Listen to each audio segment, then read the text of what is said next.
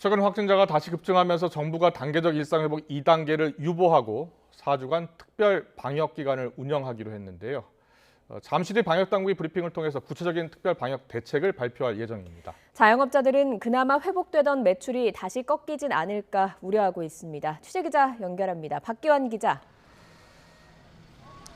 네, 서울 홍대 거리에 나와 있습니다. 네, 어느 정도 거리두기 강화 조치가 예상이 되고 있고요. 그래서 상인분들의 걱정이 클 것 같습니다. 그곳 분위기는 어떻습니까?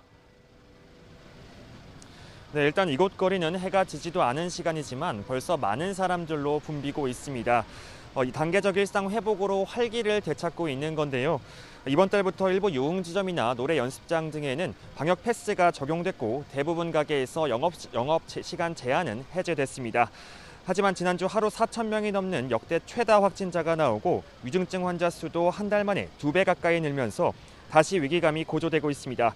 결국 정부는 일단 일상회복 2단계 적용을 유보하기로 했습니다. 여기에 감염 취약시설 등에 대해선 3차 접종을 적극 유도하겠다고 밝혔는데요. 상인들은 당장 일상회복 유보의 아쉬움은 물론 추가 대책의 연말 대목이 사라지지 않을까 우려하고 있습니다. 네, 수도권 곳곳에서 집단 감염도 계속되고 있죠.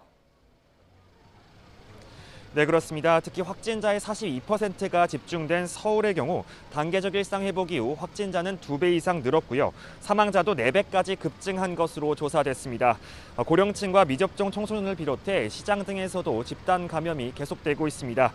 먼저 올해 들어서만 3번째 집단 감염이 발생한 노량진 시장에서는 열흘 만에 460명이 재감염된 것으로 확인됐습니다. 또 송파구 가락시장에서도 18명이 추가 감염돼 어제까지 누적 확진자가 269명으로 늘었습니다.